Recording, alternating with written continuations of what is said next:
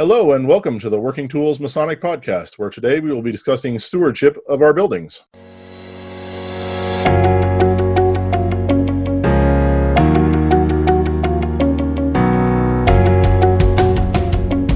Ladies and gentlemen, brethren all, welcome to the Working Tools Podcast, a casual conversation around Freemasonry. First, it's important to note that our opinions and thoughts are our own and do not reflect those of our Grand Lodge or respective craft or concordant bodies. Please connect with us and ask questions, either here on YouTube or on our Facebook page.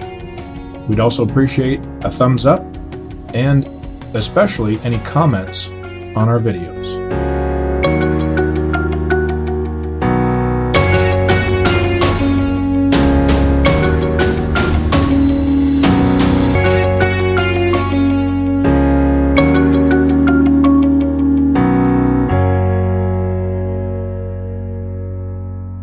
Welcome to the Working Tools Masonic Podcast, where today we'll be discussing, in our continuing series about stewardship, the care and feeding, if you will, of our buildings.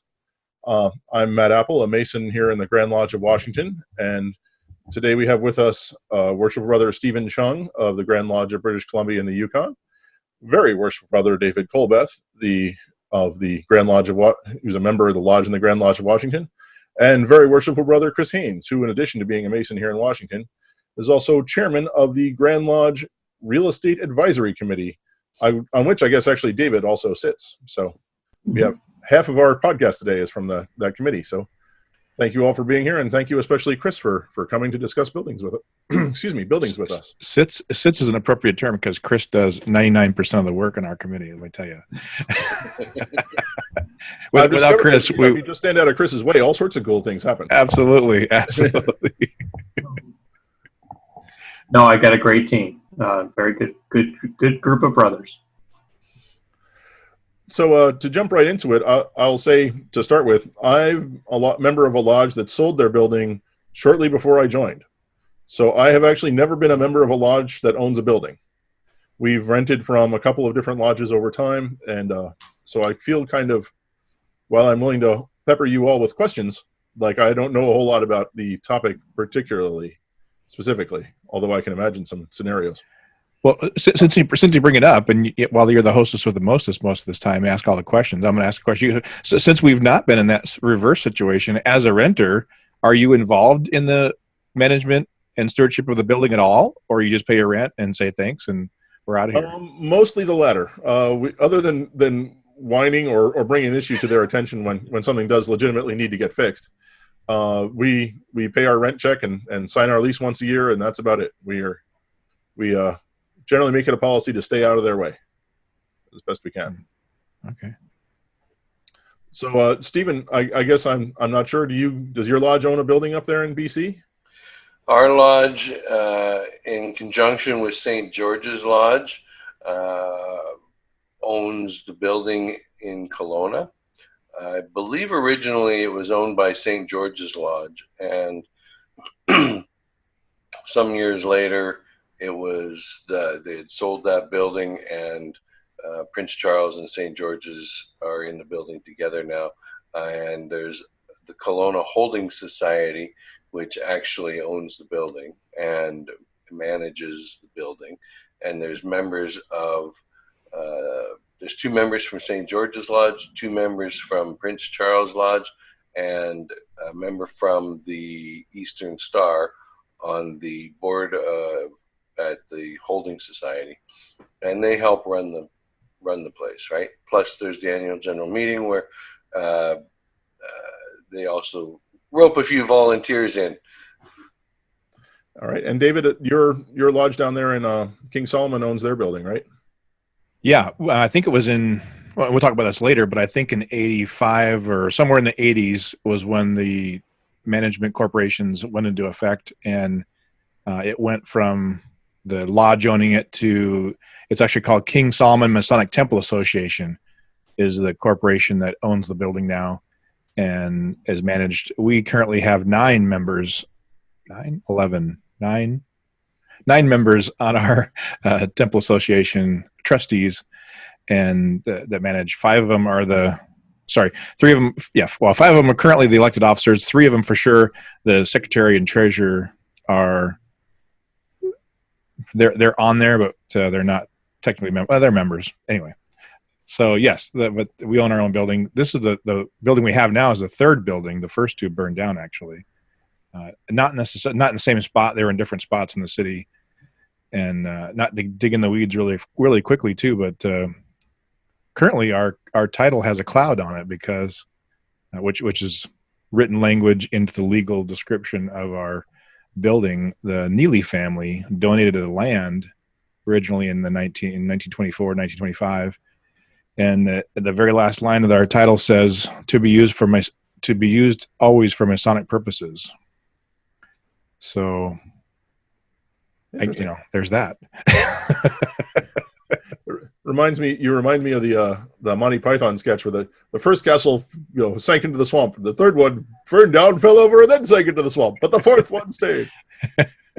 So does that caveat on your property mean that you guys could never sell that property? That's a great question. In theory, that's the intent of it, that it should always remain, or that maybe it would go back to the Neely family if it would ever to be sold. But that's just the land, technically, not the building or the improvements in theory. But so, when I've talked to the title office about it, they said, someone would have to contest it, of course. And so there are ways, and I don't think we want to get into on this show, Chris, but there are ways to try to get that removed if necessary. But we have no intention. I just wanted to understand clearly what the true ownership of our building and of our land. And so we did a title search on that. And I don't think we have any intention of selling, but I don't think most lodges ever have intention, or temple corporations have intention of selling their building either necessarily, but things happen. For sure. So Chris, I know Ashler owns their building down in is that the building they've always had, or is it that your lodge meets in? I think they may have had another building back before the 1940s. But the current building that we're in, we've been there since the late 40s, early 50s, and also in the late 80s, early 90s when we had to go to title holding corporations. So we have the Ashler Temple Incorporated as the title holding corporation, and they are the property management group, if you will, for managing the asset for the lodge, for Ashler Lodge. Okay. And Chris, did you all buy that building as is, or did you have it built? No, that building is over 100 years old, and it's gone through a lot of different transformations over the years. It used to be a hotel, and then was a Masonic lodge with commercial spaces on the first floor, pretty much, I think, for the last 50 plus years. 60 years in its current configuration. Okay. Interesting. All right. So we've got our usual list of questions here to discuss. So, well, I guess the first one is there a point in a lodge owning a building? Should the lodge own the building? Is there an advantage to that? Yeah, I mean, I think that there can be. But it's a really important question that a lodge needs to ask itself, because there's a lot of responsibility that comes with managing a building. It can be a wonderful asset when managed properly for a lodge, can produce income and other benefits. But on the same token, if a lodge is really truly honest with itself and it says, gosh, you know what, we don't want to be in the building management business, and we can invest our liquid assets into other investments, then maybe, that might be best. But it's a real serious question that lodges should ask themselves. So I know the lodge I joined, Robert Burns, before we merged, owned a building here in Linwood that literally was built in the 1920s by the members of the lodge. They it's a 3-story building that they bought the bricks and then they built it, kind of thing. And it seems like, to what you were talking about, Chris, it seems like a lot of lodges these days, and I don't know if it's a comment on masonry or on society or what, but comment on myself. I am far from the handiest guy you will ever meet. I'm probably quite the opposite. And it seems like getting a lot of basic work done can be harder now than it seems like it used to be, at least in my experience, which is, as I said earlier, limited. So I guess, David and Steve, do you have thoughts on building ownership as a... Yeah, well, I don't know. I'm a believer in real estate. I think that over time, the appreciation and natural increase in value is beneficial. There are lodges in our district that do things a little differently, even though they have a holding society that maintains it. Still, some of their members volunteer a lot of time to help maintain it. And there's other lodges where the holding society has just, they stopped using the volunteers, and they said, no, we'll just pay people to do it properly. We know it's done by a certified guy, and they feel that it's their fiduciary duty to do stuff like that rather than use volunteers for, I think, liability purposes more than anything. And, you know, as we can probably talk about insurance later, that's an important part when you really get down to the running of a building is also the insurance of, and covering the people who are working there. There's a lot of different factors once you start talking about insurance, but I think owning a building long term is good for a lodge. It does kind of pose different problems as you go. Like, for example, our hall, there's been 3 times in the last 20 years that the groups have gotten together to try and figure out about selling our hall and building some sort of center. I think the last one was a bigger building with real estate on the main, or commercial on the main floor, and then they were looking at doing some sort of retirement housing in there, like some other lodges have, and then that got kiboshed. It didn't get passed, and now it was done again. And you know, years later, now you're looking at sure, we got bigger value in the property. You know, it's gone up in value dramatically, but so is everything else that you got to try and buy to expand into this kind of idea of having a housing development as part of it. In Kamloops, they did the Kamloops Masonic Temple, and it's a tower, several, I think it's like 13, 14, 15 stories high, I can't remember, and it's got a lot of rental units. But they almost went under. If it wasn't for the benefactors of a few well-to-do members of those lodges, they might well have lost that building, because that's a big project to undertake. And you know, we're masons. We're not necessarily building contractors and developers with a lot of experience in that, and so therefore some things weren't maybe as well planned. But those are the different things that I've seen so far. But yeah, I believe long term it's worth it. Like, for example, our lodge, we don't. I mean, I think we pay a nominal $1 per person for rent for the year, per member, because we have tenants downstairs that cover the cost of running the building. It doesn't really cost us to rent as per se, whereas some lodges that rent, they're paying, you know, some hefty money, and depending on the city they're in here, for prime real estate. So that means their dues go higher.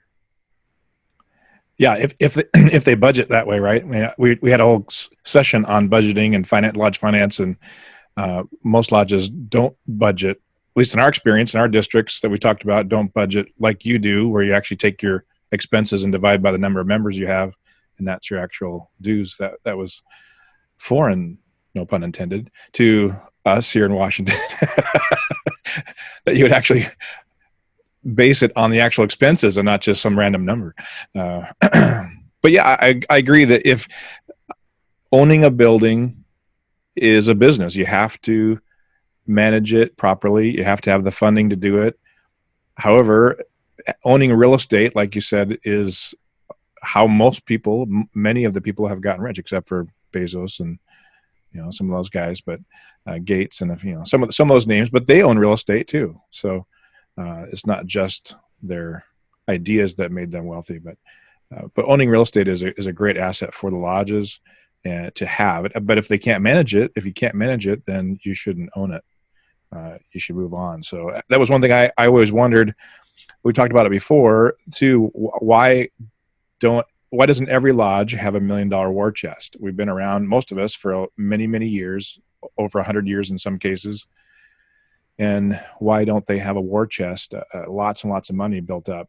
And why are our buildings, many of them, haven't been maintained in 20 and 30 years or more in some cases? And one of the only answers that I got that I kind of finally accepted, I don't know if I just gave up asking or if I think it's probably true, in that in our lodge in particular, 50 years ago, we had a lot more membership for one, and the membership was kind of like what Steve said. They were kind of handy and they could do things. And one guy was a carpenter, and the other guy was a plumber, or they had 10 plumbers, or they had 10 carpenters, or they had 10 electricians, or whatever, or people that did this kind of work.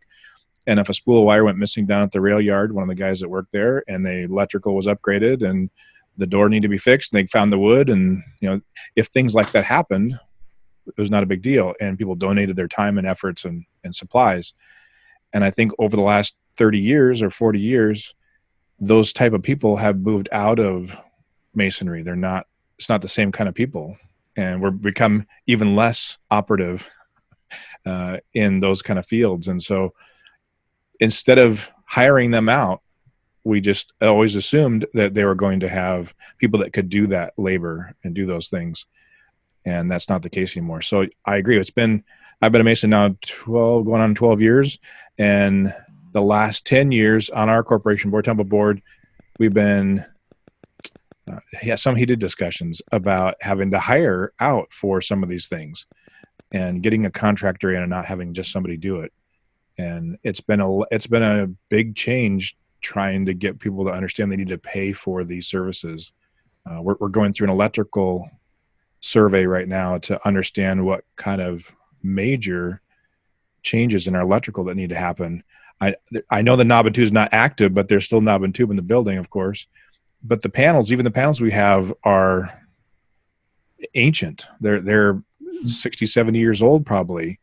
And so they need to be upgraded. And so we don't know if it's going to be $25,000, $50,000, $100,000. We don't know what the number is going to be for our electrical repairs, but it needs to happen. If we want the building to be around another 100 years, that's what I keep saying. I just want to do enough to make sure the building's there another 100 years for the next guys and in better condition. And then you get guys like me in lodge who every time I pick up a hammer, I hit my thumb, right? So, but we do have, like in our lodge, we have an electrician, and they hire him to come and do the electrical work because they know that they'll be treated fair, but that's his business, right? So, again, they're still going with using the professionals rather than the volunteers, for good reason, I believe. Well, I agree that it's critical that lodges do see the management of their real estate asset as a business. That's the only way, really, truly, to ensure that that asset is going to perform and actually take care of the lodge. Not just enough to take care of the building, but beyond that.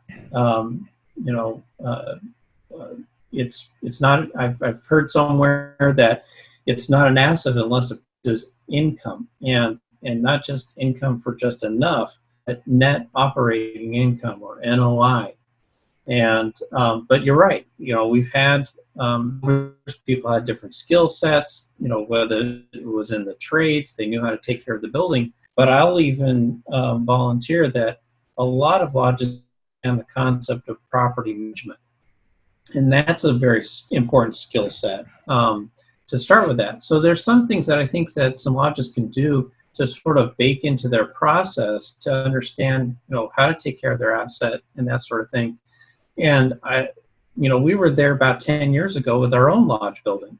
Up to that point, the biggest, most contentious items at the temple board meetings was, did we change all the light bulbs that were burned out? And that was the most important thing. And yet the building was kind of in danger of melting around it. And so we started with a protocol that every 3 to 5 years, that a comprehensive inspection of the building is to be taken, and that includes an envelope study, getting into the crawl space if the building has one, looking at having somebody else come in and look at all the systems of the building. So things like electrical, would come up because codes are always changing, equipment is changing, and we figured about a 3 to 5 year cycle, no more than 5 years, to have the building evaluated was kind of that way of people who it didn't rely on the same people being on the temple board 5 years from now. And that was the thing that we picked up on, was that over time the temple board's going to completely change. And so we had to build in an operating procedure that makes sure that we do evaluate our real estate asset. And Chris, is that just an inspector, a commercial inspector, or do you have a specialist that comes in to do that? No, we'd actually just do a general inspector. So a commercial building inspector would come in and look over the entire building. And based upon his or her recommendations, they would make maybe a recommendation that, you might want to have an electrician take a look at this thing. So if there was like an electrical issue that needed to be taken a look at by a specialist, we'd take that next step. But a lot of it is really understanding, making sure that our building envelope is tight, because at least in our area, it's really wet, right?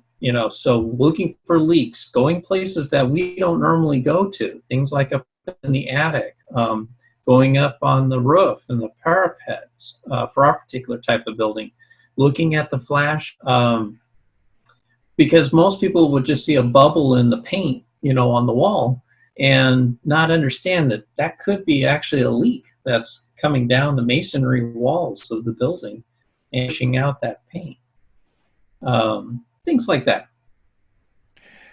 And do you also, as part of that, then you've already done it in the past, and so you already have an ongoing analysis of lifespan of major equipment, or for example, a roof. Roof is a 50-year roof, let's say, and you've built that in. It's going to cost you $50,000, and so you've got $1,000 a year essentially that you're saving in a long-term capital budget, or at least in a capital improvement plan and a maintenance plan to replace that in now 30 years left of that 50-year life. Is that something you guys have, basically?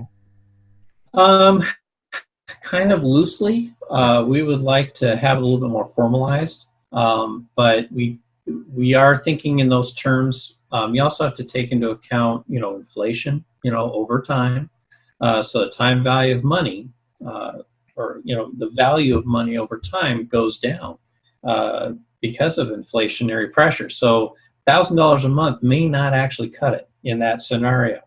Plus, let's be honest, a 50-year roof doesn't really last 50 years.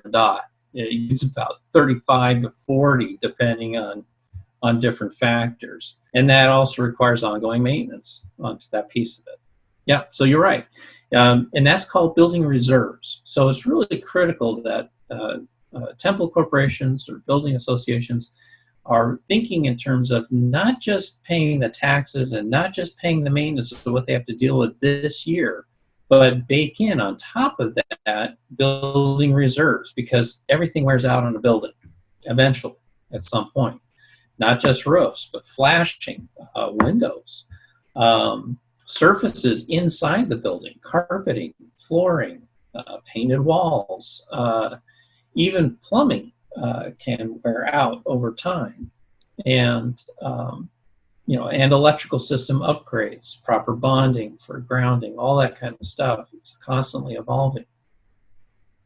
So every lodge that has a building has an association or a holding society that manages it for them, and we, of course, have elected members that sit on each of those boards and have positions like the treasurer, the building manager, those types of things. And now, do I remember correctly? You're on a Grand Lodge committee for Washington. Is that right? Yeah. David and I are part of a team of the Grand Lodge Real Estate Advisory Committee, and we just got formalized this last summer for the first time. And it was born out of a need for bringing brothers who have some professional background in aspects of real estate, whether it's law or brokerage or even property management, that could be a resource group for Grand Lodge. And we were dealing with the sale of our retirement center that we had in Des Moines, Washington. And that process alone took 4 years. And so with the realization of the benefits of having a team of professionals that could kind of help guide and advise, not actually provide brokers, not provide real estate legal advice, but kind of bring a knowledge base to help coach lodges and help coach Grand Lodge on questions to ask your professional team. So that's how we kind of got started. And I also have a background in property management as well. A commercial broker and a residential broker. And David, I believe you're a commercial and a residential broker as well. Right? Yeah. Okay. Yeah. So, oftentimes what happens is that a lodge is coming across some issue and managing their building. And oftentimes they reach out to the Grand Secretary because they don't know who to go to. And what the Grand Secretary has now been able to do is direct them to our team so that we can kind of be sort of like a help desk, if you will, to kind of be that first point of contact for lodges to kind of ask their question. Oftentimes this is a great question for your real estate attorney. And they go, real estate attorney? How would that help us? Right. This is a great question for this type of a contractor to look into this kind of an issue. But most of the questions arise out of issues with their leases, issues with building maintenance, understanding resources, all kinds of stuff. So we're getting a little bit of a workout already in our young start here since June. Yeah. So, but the focus is to be able to lend assistance to lodges that need guidance, whether it's buying a building or with getting a better lease deal or things like that. And are you guys promoting yourselves well through the jurisdiction that these lodges now know that there's that resource? Yeah, I mean, we haven't necessarily been actively promoting it. We have published a couple of articles in some of our statewide publications, but they're definitely finding us because, like I said, the first go-to is they go to the Grand Secretary, and then the Grand Secretary punts and gets us involved. And so far, it's been pretty effective. We've had probably about 4 different kinds of issues that have come up, and we've been able to at least coach on some questions and, try this, and then if you need more help, come back to us, and that's how we work. And our Grand Secretary has done a very good job of regional and regular, I don't know if it's exactly quarterly or bi-monthly, but quite often, training sessions for temple corporations and lodge officers. So he's actively out in the jurisdiction all over the state, providing training as much as 2 to 3 hours at a stint, in-depth training about what you should be doing and what you shouldn't be doing as a temple corporation, also for secretaries and treasurers. And so in all of those events, he's talking about their assets and what they're supposed to be doing. And of course, then he kind of becomes essentially the expert, but at least the go-to resource. And so, as Chris mentioned, then he usually is the person they contact, and then they get in touch with us. And we would rather have that, at least as far as I've considered. I don't necessarily want them calling us directly. I would think that, I think, and I don't want to speak for Chris, but he and I have had many of our meeting after the meetings over the phone, hour-long conversations about what we think this team is. And it's absolutely just that intermediary, a secondary or tertiary service to just, like you said, help them identify the questions they should be asking and going to. Even as Chris talked about with the 4-year sale, we weren't really giving legal advice. We were just making sure that the right questions were answered or asked of their legal team or of their inspection team or of their title or of their, that was one of the great things that Chris suggested was hey, we should hire a real estate broker, even though we are brokers, and we could probably guide for sale by owner, if you will. It was strongly recommended that they hire a real estate brokerage team to sell that building and that property, and that was a great idea finally. And I think that was one of the catalysts that got it done. And on that note, we've approached about the half-hour mark here on our what is no doubt now going to be our first episode about stewardship of buildings. So I want to thank everyone for coming out and being a part of our podcast this evening, and especially Chris. Thank you for helping us out and being a part of our conversation. And with that, we will bid farewell from the Working Tools Masonic Podcast.